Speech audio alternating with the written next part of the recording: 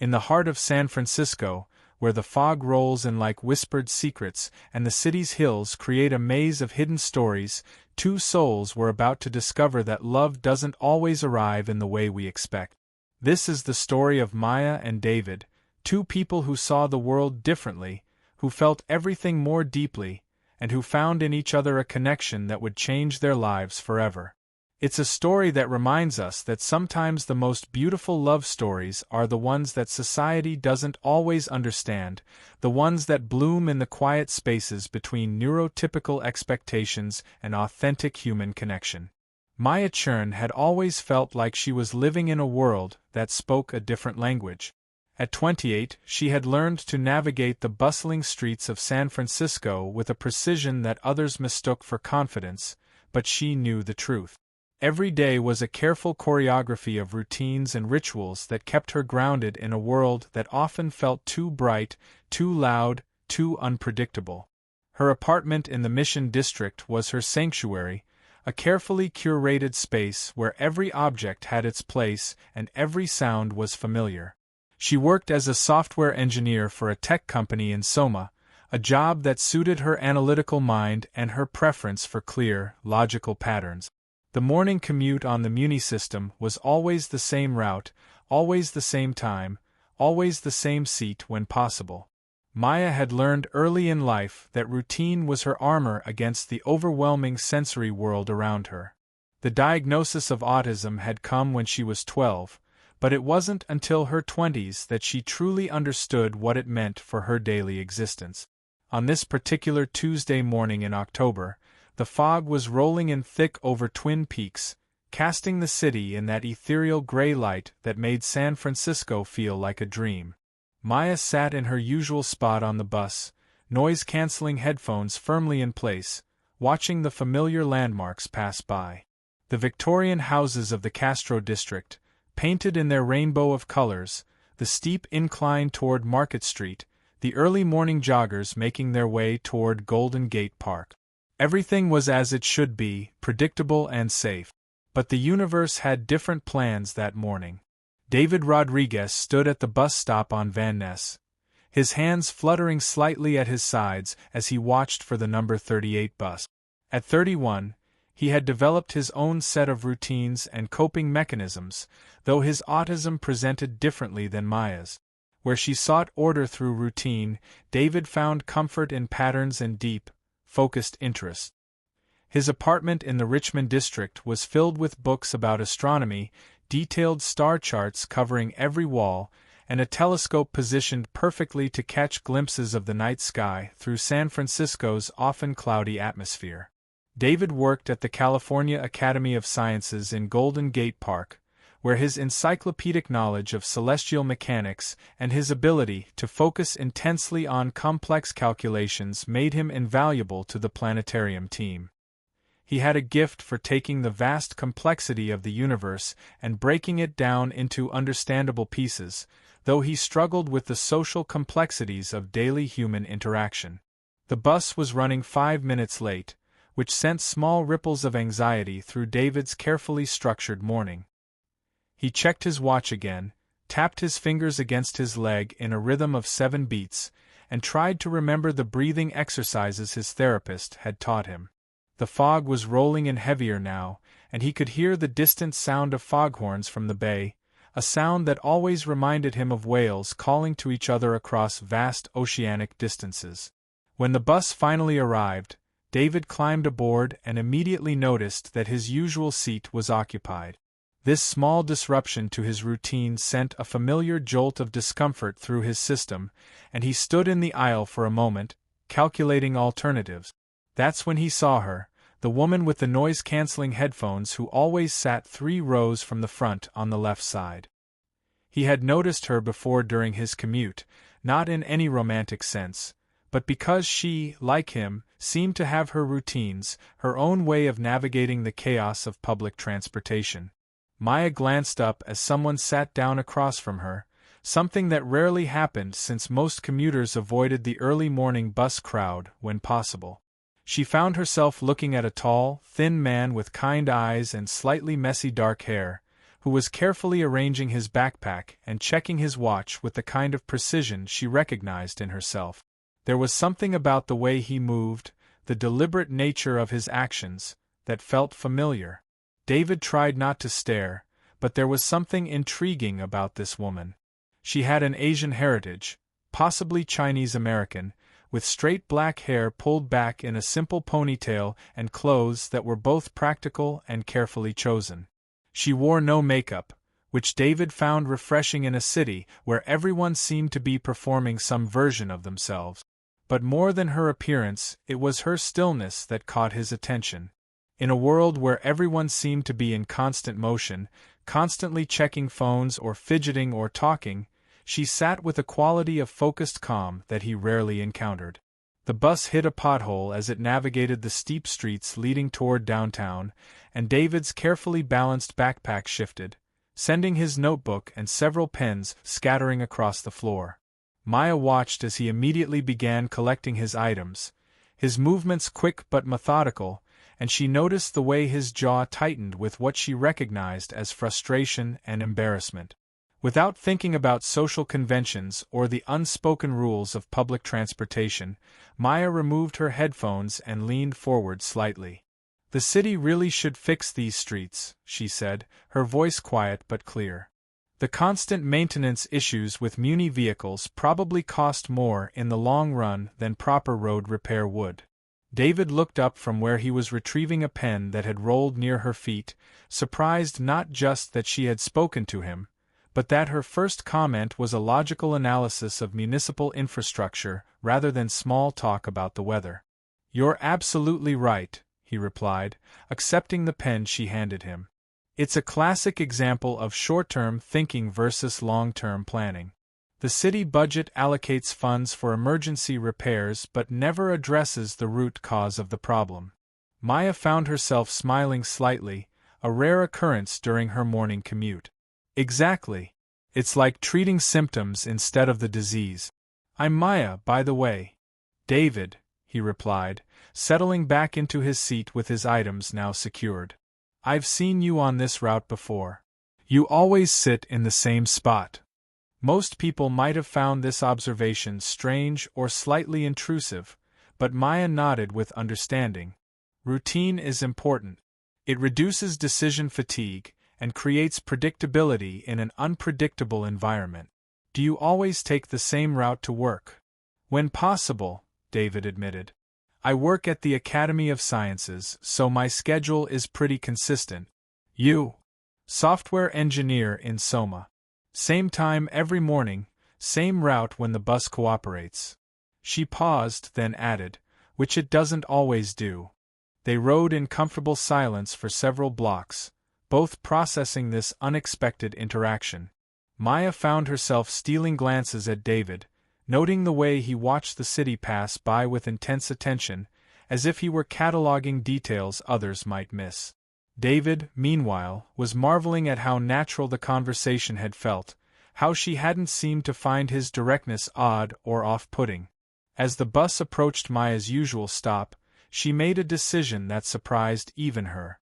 "This might sound strange," she said, "but would you like to have coffee sometime? There's a quiet place in the Mission that doesn't play loud music or have too many people." David felt his heart rate increase, not from anxiety this time, but from something that felt like possibility. "I would like that very much," he said. "Though I should mention, I'm not always great with social situations. I sometimes miss social cues or say the wrong thing." Maya stood as the bus slowed to her stop, slinging her backpack over her shoulder. "I think we might have more in common than you realize," she said, pulling out her phone. "What's your number?" As they exchanged contact information, both Maya and David felt something shifting in their carefully ordered worlds. It wasn't the dramatic, overwhelming feeling that movies promised, but something quieter and more profound. It was recognition, the sense that perhaps they weren't as alone in their way of experiencing the world as they had always believed. Maya stepped off the bus and turned to wave through the window as it pulled away. David waved back, then spent the remaining blocks to his stop thinking about the conversation, replaying each exchange and marveling at how effortless it had felt. When he arrived at the Academy of Sciences and walked through Golden Gate Park, even the familiar routine of his workday felt different, touched by the possibility of connection. That evening, Maya sat in her apartment, surrounded by the familiar comfort of her evening routine. She had changed into soft clothes, prepared her usual dinner of precisely measured ingredients, and settled at her small dining table. But instead of diving immediately into her work emails or her current programming project, she found herself thinking about David. She pulled out her phone and stared at his contact information, wondering if texting him would seem too eager or if waiting would seem disinterested. Finally, she typed a simple message. "There's a cafe called Ritual Coffee on Valencia Street. Sunday morning at 9, if you're interested.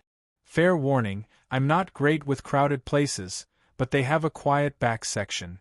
David's phone buzzed as he was setting up his telescope on his apartment's small balcony, preparing for his nightly ritual of stargazing. The fog was starting to clear, offering the possibility of a glimpse of Jupiter through the urban light pollution. When he saw Maya's message, he felt that same flutter of possibility from the morning. He typed back, "9 sounds perfect. I should warn you, I sometimes talk too much about astronomy. It's kind of my thing." Maya's response came quickly. "I like learning about things people are passionate about. See you Sunday." David set down his phone and returned to adjusting his telescope, but his mind wasn't entirely on the stars that night. For the first time in years, he was thinking about sharing his passion with someone who might actually listen, really listen, without the glazed-over expression he usually encountered when he started talking about celestial mechanics or the life cycle of stars. Sunday morning arrived with the typical San Francisco October weather, crisp and clear with the promise of fog rolling in later.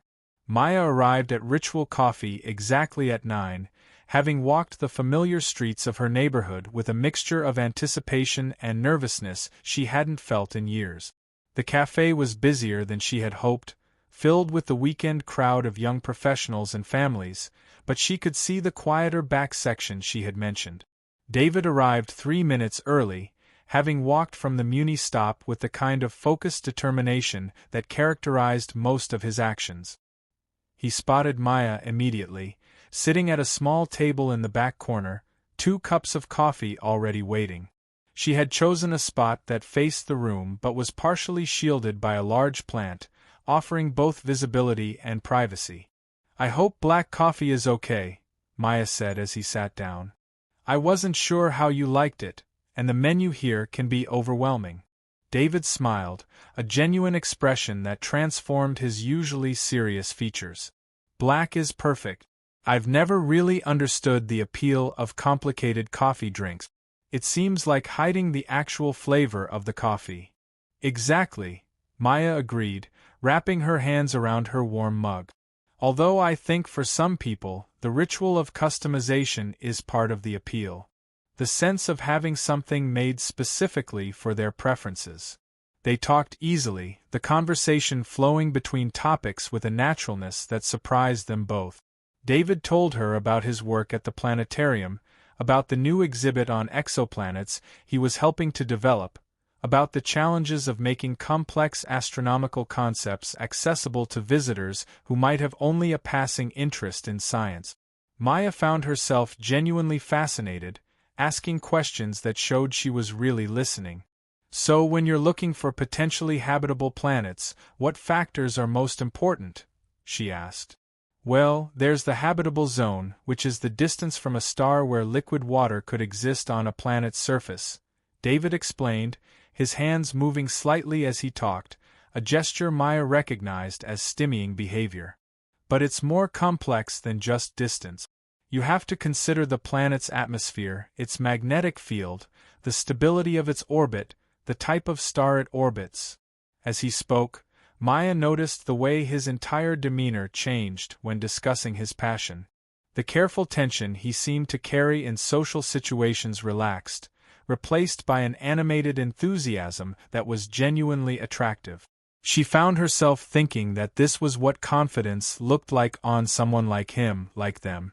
It sounds like you're looking for very specific conditions, Maya said.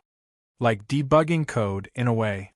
You have to account for all the variables that could cause the system to fail.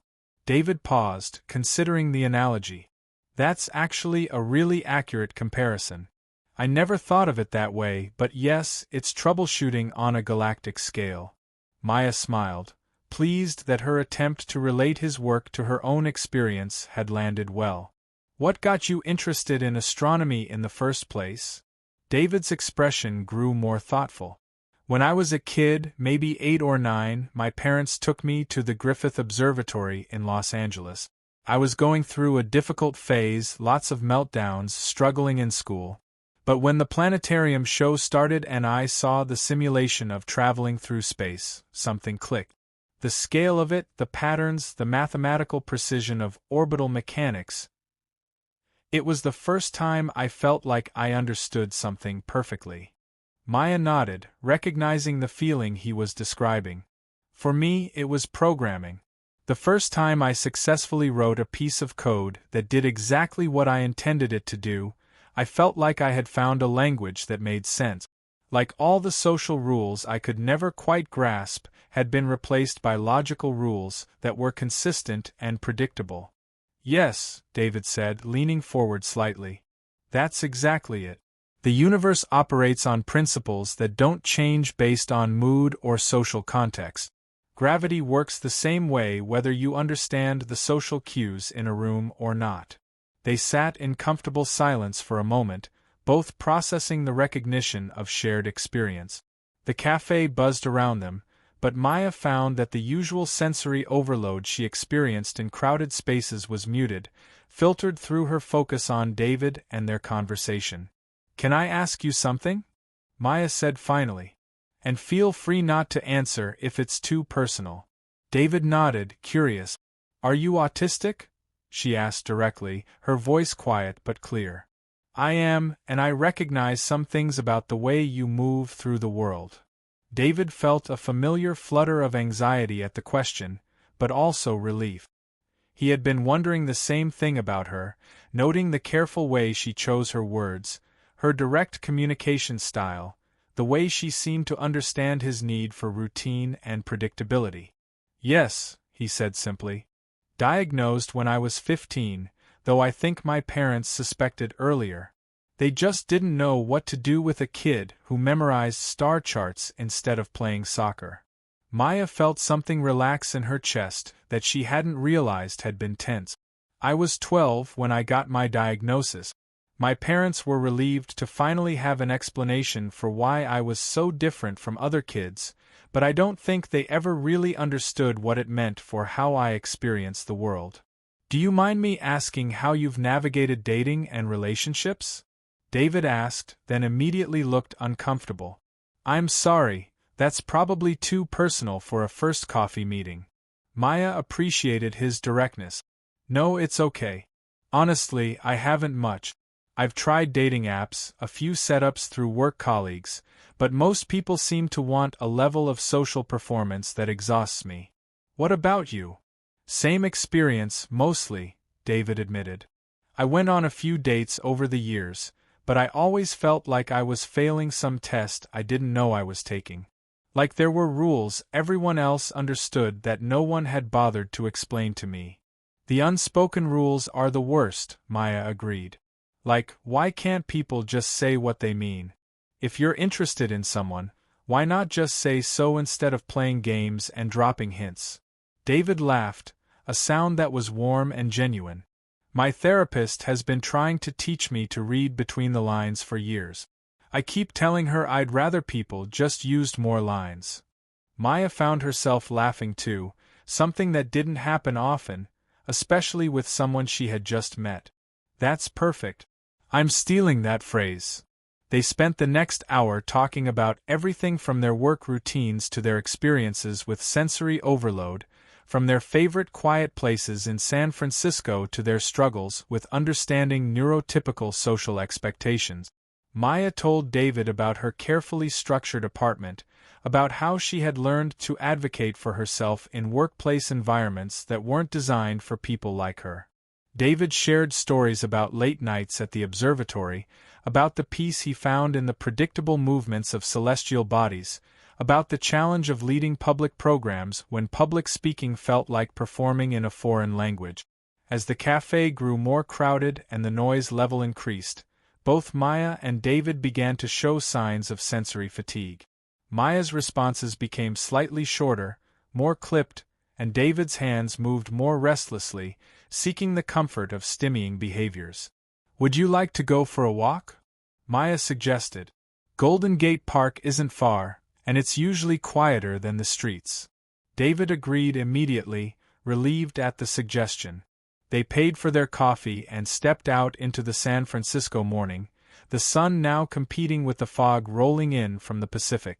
The walk to the park took them through the heart of the Mission District, past colorful murals and the familiar sounds of a neighborhood coming to life. As they entered Golden Gate Park, the urban noise faded, replaced by the sounds of birds and the distant laughter of children playing. They found a bench near the Japanese tea garden, positioned to offer a view of the carefully maintained landscape without being in the middle of the foot traffic. "This is better," Maya said, settling onto the bench with visible relief. "I love the city, but sometimes I need spaces where the sensory input is more manageable." David nodded, understanding completely. "That's one of the reasons I chose to live in the Richmond district. It's close enough to get to work easily, but far enough from the downtown chaos that I can recharge when I need to." They sat quietly for a while, watching the rhythm of the park around them. Joggers followed their predictable routes, dog walkers managed their various charges, and the occasional family group moved through with the kind of comfortable chaos that both Maya and David found more manageable than the arbitrary social chaos of parties or networking events. "I have a confession," David said after a while. "I've been noticing you on the bus for weeks. Not in a creepy way," he added quickly, "but because you seem to have the same kind of routine-based approach to commuting that I do. I was curious about you." Maya turned to look at him, surprised by his honesty. "I noticed you too. Especially last week, when that group of tourists got on and disrupted everyone's usual seating arrangement. You looked as uncomfortable as I felt." "That was a challenging morning," David agreed. "I almost got off the bus and walked, even though it would have made me late for work. I considered it too. But then I thought about how changing my routine would probably throw off my entire day, so I stayed and tried to practice the breathing exercises my therapist taught me." David smiled. "It sounds like we have more in common than just our commute schedule." Maya felt something warm and unfamiliar spreading through her chest as she looked at David. It wasn't the overwhelming, dramatic feeling she had read about in books or seen in movies. It was quieter than that, more like recognition than revelation. It was the feeling of finding someone who spoke her language, who understood the careful work of building a life that accommodated the way her brain processed the world. "David," she said, turning to face him more directly, "I really enjoyed this morning. Really enjoyed it. I can't remember the last time I talked to someone for hours without feeling drained or like I was performing some version of myself." David felt his heart speed up, but this time it was entirely pleasant. "I feel the same way. I keep waiting for the moment when I say something that doesn't make sense to you, or when you get that look people get when they realize I'm not quite like them." "I don't think that's going to happen," Maya said softly. "I think we might be more like each other than either of us is used to." David reached over and took her hand, a gesture that surprised them both with its naturalness. Maya's first instinct was to pull away, physical contact being something she usually found overwhelming from people she didn't know well. But David's hand was warm and still, not demanding or grasping, just present. "Would you like to have dinner this week?" David asked. "Somewhere quiet, where we can actually hear each other talk?" Maya squeezed his hand gently before releasing it. "I'd like that very much. But I should warn you, I have very specific preferences about restaurants. Loud places with unpredictable service make me anxious. I know a place in the Richmond district that's perfect, David said. Small, family-owned, consistent service, and they don't play music. The owner's daughter is autistic, so they understand about creating sensory-friendly environments. Maya felt a surge of gratitude that surprised her with its intensity. Here was someone who not only understood her needs but had already thought about how to accommodate them. That sounds perfect. As they walked back through the park toward the street, both Maya and David felt the weight of possibility settling around them like the San Francisco fog, soft and enveloping. They exchanged phone numbers again, this time with the promise of specific plans rather than vague intentions. "Thank you for coffee," Maya said as they reached the corner where their paths would diverge, she toward the Mission and he toward the Richmond. "And for the conversation. And for understanding about the cafe getting too crowded." "Thank you for asking me," David replied. "And for being direct about what you needed. It made everything easier." They parted with an awkward but sweet hug, both of them processing the unfamiliar but pleasant experience of physical affection that didn't feel overwhelming or intrusive. Over the next few days, they texted frequently, conversations that flowed as naturally as their in-person interaction had. Maya found herself looking forward to David's messages, which arrived with predictable regularity and never demanded immediate responses. David appreciated Maya's directness in text, the way she said what she meant without requiring him to decode hidden meanings or emotional subtext. Their dinner date that Thursday exceeded both of their expectations. The restaurant David had chosen was exactly as he had described, a small Vietnamese place with soft lighting, minimal noise, and servers who gave them space to eat and talk without constant interruptions. Maya ordered the same thing she always ordered when trying new Vietnamese restaurants, a safety choice that allowed her to focus on the conversation rather than worrying about unfamiliar food. David, she noticed, did the same thing.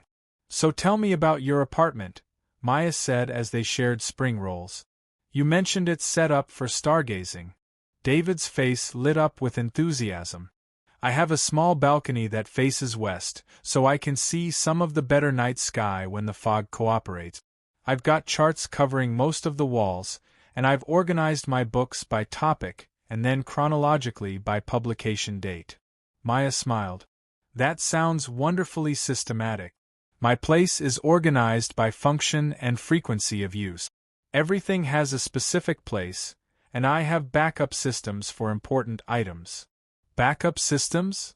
"Like, I have 3 identical phone chargers in different locations, and I keep duplicate sets of keys in specific places. Losing important items creates too much chaos in my daily routine." David nodded with understanding. "I do something similar with my work materials. Redundancy reduces stress." As the evening progressed, they discovered more layers of compatibility. They both preferred planning activities in advance rather than spontaneous adventures. They both found large social gatherings exhausting and preferred one-on-one or small group interactions.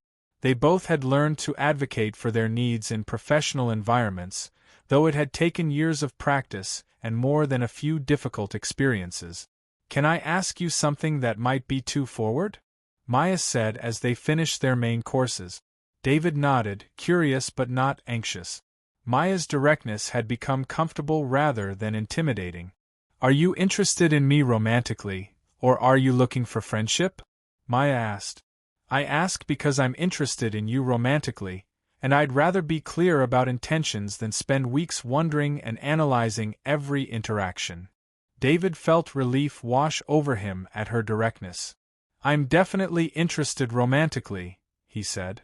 "I was hoping you were too, but I wasn't sure how to bring it up without seeming presumptuous." Maya smiled, an expression of genuine happiness that transformed her usually serious features. "Good. That makes things much simpler." David reached across the table and took her hand again, the gesture feeling more natural this time. "I should probably mention that I don't have a lot of experience with romantic relationship. I mean, I understand the theory, but the practical application has always been challenging. Same here, Maya said, appreciating his honesty. But I think we might be able to figure it out together. We seem to communicate well, and we understand each other's needs. I'd like to try, David said. If you're willing to be patient with me when I miss social cues or say the wrong thing. Maya squeezed his hand. As long as you're patient with me when I need space to recharge, or when I'm too direct about things that other people might consider too personal. Deal, David said, and they shook hands with mock seriousness before dissolving into laughter. As they walked back to Maya's apartment after dinner, both of them felt a sense of rightness that was new and precious.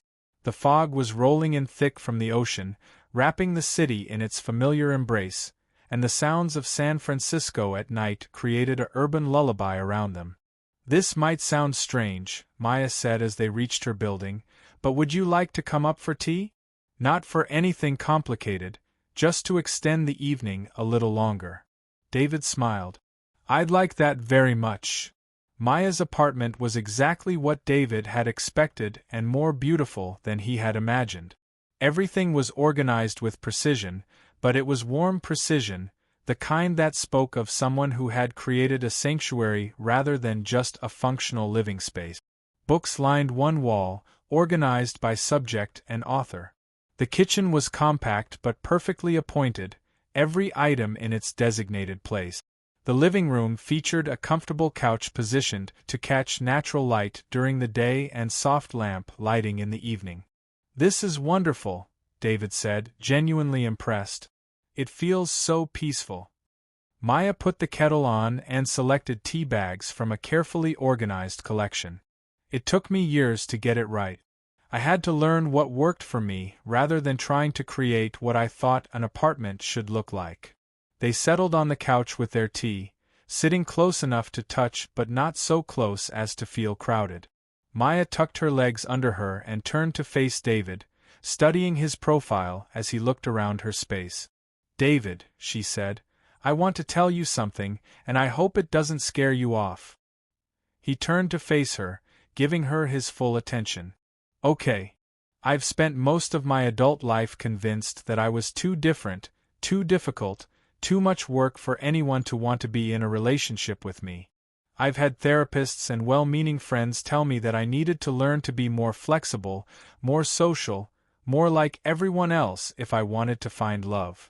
David nodded, recognizing the sentiment from his own experiences. But being with you today and Thursday night, I feel like maybe the problem wasn't that I needed to become someone else. Maybe the problem was that I was trying to connect with people who didn't understand me, instead of finding someone who speaks my language. David set down his tea and reached for her hands. Maya, I feel exactly the same way. I've spent so many years feeling like I was failing at being human, like everyone else got a manual for social interaction that I never received. But with you, I don't feel like I'm failing at anything. I feel like I'm finally succeeding at being myself. Maya felt tears prick at her eyes, something that rarely happened but that felt appropriate for this moment. I think I might be falling in love with you, she said quietly. Is that too fast? Too much. David's response was to lean forward and kiss her, gentle and tentative at first, then with growing confidence as she responded warmly. When they broke apart, both of them were smiling. It's not too fast, David said. It's honest. And I think I'm falling in love with you too. They spent the rest of the evening talking and kissing and marveling at how natural it felt to be physically affectionate with someone who understood their boundaries and need. David left around 11, both of them having work the next day, but not before making plans for the weekend. Over the following weeks, their relationship deepened with the kind of steady progression that suited both of their personalities. They established routines together, finding ways to merge their individual needs for structure with their growing desire to spend time together. Maya learned about the constellations visible from David's apartment, while David discovered the elegant logic of Maya's programming projects. They navigated their first challenges with the kind of direct communication that had characterized their relationship from the beginning. When Maya needed space to recharge after a particularly overwhelming week at work, she told David clearly what she needed and when she expected to feel ready for social interaction again. When David had a meltdown triggered by unexpected construction noise outside the academy, Maya helped him implement coping strategies without trying to fix or minimize his experience. Their first major test came 2 months into their relationship, when Maya's company announced a mandatory team-building weekend retreat. The thought of spending an entire weekend in an unfamiliar environment with colleagues, engaging in group activities and social events, sent Maya into a spiral of anxiety that lasted for days. "I can't do it," she told David as they sat in his apartment, her hands shaking slightly as she tried to explain her panic. 2 days of group activities and team challenges and sleeping in shared accommodations. I'll have a meltdown in front of everyone, or I'll shut down completely and they'll think I'm not a team player. David listened without trying to offer solutions, understanding that sometimes Maya needed to process her anxiety verbally before she could think through options. When she finished explaining her fears, he asked, "What are the consequences if you don't go?" "Officially, nothing. It's supposed to be voluntary. But everyone goes, and if I'm the only one who doesn't, it will definitely be noticed. It could affect how I'm perceived for promotions or project assignments." David nodded, understanding the impossible position she was in. "What would make it tolerable for you, if anything could?" Maya thought for a moment. "Having my own room, definitely. Being able to leave activities if I get overwhelmed. Having some kind of backup plan if I need to come home early." She paused. "And having someone there who understands me and can help me navigate the social aspects." "Would it help if I came with you?" David asked. "I could book a room at the same hotel, and you could introduce me as your boyfriend who happened to be in the area. That way you'd have someone to retreat to if you need space, and I could help with social interpretation if you need it." Maya stared at him, surprised by the offer. "You would do that? Give up your weekend to help me get through a work retreat?" "Maya," David said, taking her hands in his, "I love you. Supporting you through difficult situations isn't a sacrifice, it's part of loving someone." Maya felt that familiar warmth spreading through her chest, the feeling she had come to associate with David's particular way of caring for her. "I love you too. And yes, if you're willing, having you there would make all the difference." The retreat weekend turned out to be more manageable than Maya had feared, largely because David's presence gave her the confidence to advocate for herself in small ways. When the group activities became too overwhelming, she excused herself for bathroom breaks that actually involved finding David for quick check-ins and sensory break. When the evening social events ran late and loud, she was able to leave without feeling like she was abandoning her colleagues, knowing David was waiting in his nearby room. Most importantly, having David there reminded Maya that she had found someone who not only accepted her autism but actively worked to support her through situations that challenged her. She watched him navigate the small social interactions required by their cover story with the same careful attention he brought to everything else, and she fell a little more in love with his quiet competence and unwavering support. By spring, they had developed a relationship rhythm that suited both of their needs perfectly. They spent 3 or 4 evenings a week together, usually at one of their apartments, cooking simple meals and talking about their days. Weekends often involved carefully planned activities that they both enjoyed, visits to museums during off-peak hours, hikes in the less crowded areas of Golden Gate Park, or quiet evenings spent stargazing from David's balcony when the San Francisco fog cooperated. Maya's parents, who lived in Sacramento, were initially puzzled by David when they met him during a weekend visit. They had become accustomed to Maya's single status and had perhaps given up on the idea that she would find someone who understood her well enough to build a relationship. David's direct communication style and his obvious expertise in his field impressed Maya's father, an engineer himself, while his gentle patience with Maya's mother's more intrusive questions won her over gradually. David's parents, who lived in San Jose, embraced Maya with an enthusiasm that initially overwhelmed her but that she came to appreciate. They had worried about David's isolation and were thrilled to see him in a relationship that clearly made him happy.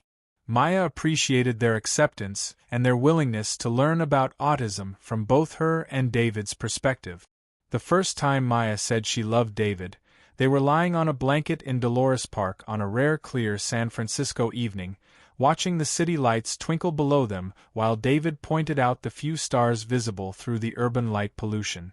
Maya had been listening to him explain the life cycle of binary star systems when she realized that she could listen to him talk about astronomy forever, that his passion and knowledge and the gentle way he shared both with her had become one of her favorite things about being alive. "I love you," she said, interrupting his explanation of stellar evolution. "I love the way your brain works, and I love the way you see the universe, and I love that you make space for the way I see the world." David turned to look at her, his face serious in the dim light. "I love you too," he said. "I love your honesty and your logic, and the way you make me feel like being autistic isn't something I need to apologize for." They kissed under the San Francisco stars, both of them marveling at the improbability and the rightness of finding each other in a city of nearly 1 million people, two autistic souls who had learned to create love in their own language. A year and a half into their relationship, David and Maya faced their biggest challenge yet. David was offered a position at the Lowell Observatory in Arizona, a dream job that would advance his career significantly but require leaving San Francisco and the life they had built together. The decision consumed both of them for weeks as they tried to navigate the competing demands of professional opportunity and personal happiness. "I don't want to ask you to give up this opportunity," Maya said during one of their many conversations about the decision. "But I also can't imagine not being with you." David had been wrestling with the same dilemma. "The position is everything I've worked toward professionally," he admitted. "But I've never been happier in my personal life than I am with you. How do I weigh those things against each other?" They approached the decision with the same methodical analysis they brought to everything else, making lists of pros and cons, researching Maya's job prospects in Arizona, calculating the financial implications of relocating. But ultimately, the decision came down to something simpler than logic. "David," Maya said one evening as they sat in his apartment, surrounded by job listings and moving estimates, "what do you want? Not what makes the most professional sense, not what other people would do, but what do you actually want?" David was quiet for a long moment, then said, "I want to be with you. The job is exciting, but jobs are replaceable. What we have isn't." Maya felt relief and love wash over her in equal measures. "Then don't take it. There will be other opportunities, other positions. But I don't think either of us will find another relationship like this one." David turned down the Arizona position and instead negotiated a promotion at the Academy of Sciences that gave him more responsibility for developing educational programs and greater autonomy in his work. Maya's company, impressed by her skills and her growing reputation in the tech community, offered her a team lead position that came with a significant salary increase and the opportunity to work from home several days a week. 2 years into their relationship, David and Maya decided to move in together. The decision made practical sense. They were spending most of their time together anyway, and combining households would be more efficient. But it also represented a level of commitment and trust that neither of them had ever achieved in a relationship before. Finding an apartment that met both of their needs required months of searching. They needed space for David's astronomy equipment and Maya's carefully organized work setup. They needed good natural light but also the ability to control sensory input through blinds and lighting options. They needed a location that offered easy access to both of their workplaces while maintaining the quiet residential feel that helped them recharge from their demanding jobs. They finally found a perfect 2-bedroom apartment in the Richmond district, just a few blocks from David's original place, with hardwood floors, large windows, and a small deck that offered glimpses of the Golden Gate Bridge. The second bedroom became David's office and stargazing base, while Maya set up her workspace in the living room where she could control the lighting and minimize distractions. Moving in together revealed new layers of compatibility and required new levels of negotiation. They had to merge their routines, finding ways to respect each other's need for predictability while accommodating shared space and schedules. Maya learned to appreciate David's tendency to stay up late stargazing, while David adapted to Maya's early morning routine and need for quiet during her first hour of being awake. They established household systems that played to both of their strengths, Maya handling the financial management and scheduling while David took responsibility for maintenance and repairs. They learned each other's stress signals and developed strategies for supporting each other through difficult days without taking on each other's emotions as their own responsibility. Living together also deepened their physical relationship in ways that surprised both of them. They had both assumed that their autism would make physical intimacy challenging, but they discovered that their direct communication style and their understanding of each other's sensory needs actually made them better partners than either had experienced before. They could talk about what they needed and wanted without embarrassment, and they could advocate for their boundaries without fear of rejection or misunderstanding. 3 years into their relationship, Maya and David had created a life together that neither of them had imagined was possible. They had found ways to build careers that accommodated their autism while still pursuing their passions. They had developed a relationship based on acceptance, understanding, and genuine love rather than the performance of neurotypical expectations.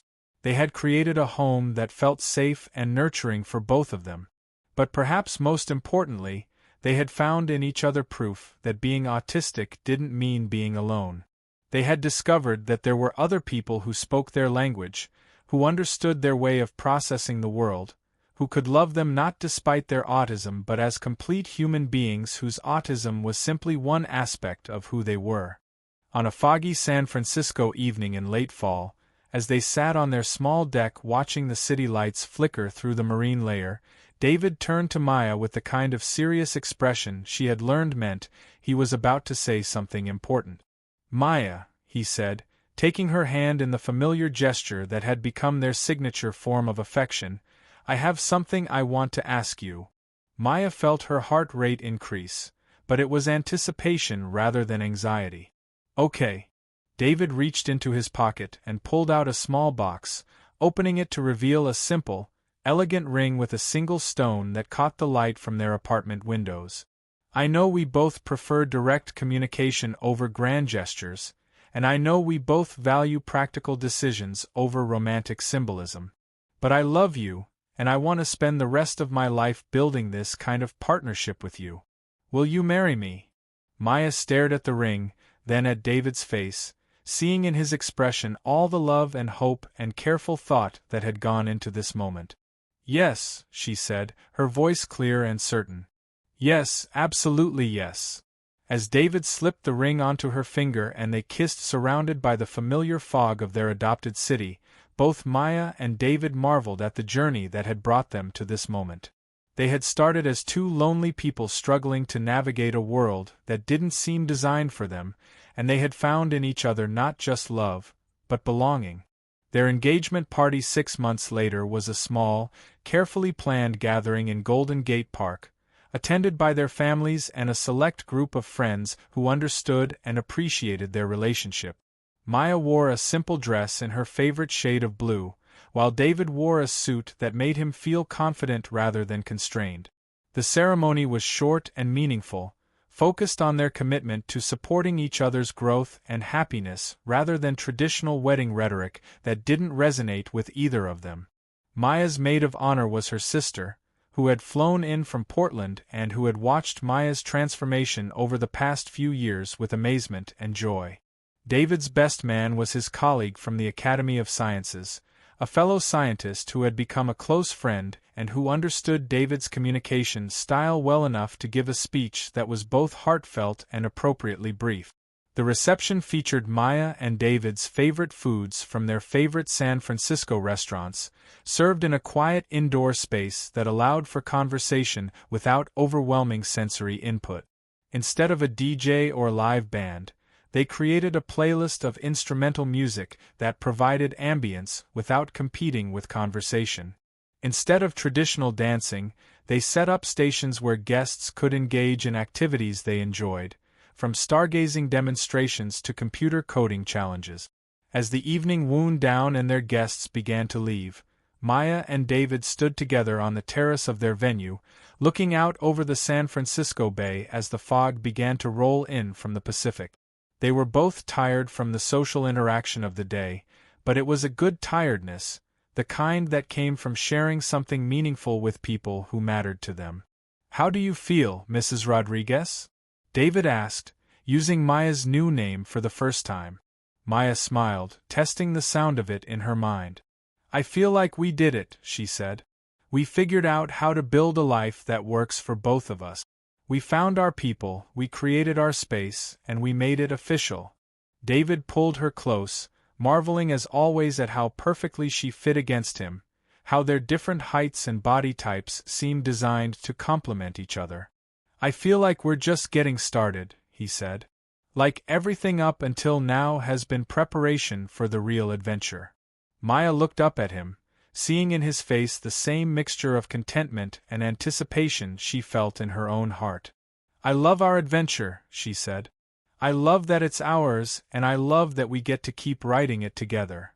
As they stood together watching the fog transform the familiar landscape of their city into something mysterious and beautiful, Maya and David both felt the deep satisfaction of having found their place in the world. They had learned that love didn't require them to change themselves or perform neurotypical expectations. They had discovered that the right person would appreciate their directness, understand their needs, and celebrate their unique ways of seeing and experiencing the world. Their love story wasn't the dramatic, overwhelming narrative that movies and books often portrayed.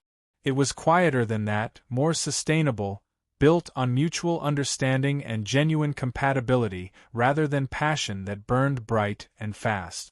It was a love story written in shared routines and comfortable silences, in patient explanations and thoughtful accommodations, in the daily choice to support each other's authentic selves. But perhaps that was what made it so powerful. In a world that often told autistic people they needed to change themselves to be lovable, Maya and David had found in each other proof that they were lovable exactly as they were. They had created a relationship that honored their autism rather than trying to work around it, that celebrated their differences rather than seeing them as obstacles to overcome. Years later, when people asked them for advice about dating and relationships as autistic adults, Maya and David would always emphasize the importance of finding someone who spoke your language. Not someone who would tolerate your autism or overlook it or try to fix it, but someone who understood that your autism was part of what made you who you were, and who loved that person completely. They would talk about the importance of direct communication, of saying what you mean and meaning what you say. They would encourage people to trust their instincts about compatibility, to look for someone whose needs complemented rather than competed with your own. They would remind people that there was no timeline for finding love, no right or wrong way to build a relationship, as long as both people felt respected and valued and free to be themselves. But most of all, they would tell people that love was possible, that there were other people in the world who would understand and appreciate the unique way their brains worked, who would see their autism not as a deficit but as a different and valuable way of experiencing the world.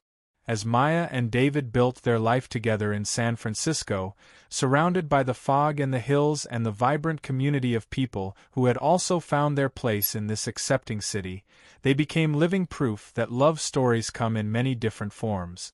Their story wasn't about overcoming autism or succeeding despite their neurological differences. It was about finding each other and creating something beautiful together, two autistic souls who had discovered that they were never meant to navigate the world alone. And in the end, that was the most important message of their incredible love story, that everyone deserves to find their person, their place, their own version of home. For Maya and David, that home was each other, and the life they continued to build together with patience, understanding, and the kind of deep, sustainable love that changes everything.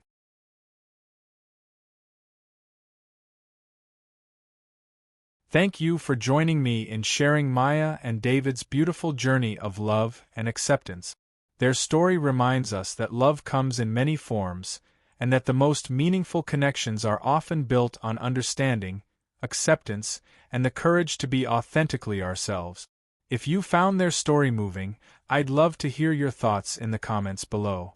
And remember, whether you're neurotypical or neurodivergent, your story matters, your love matters, and there's someone out there who will appreciate exactly who you are. Until next time, take care of yourselves and each other.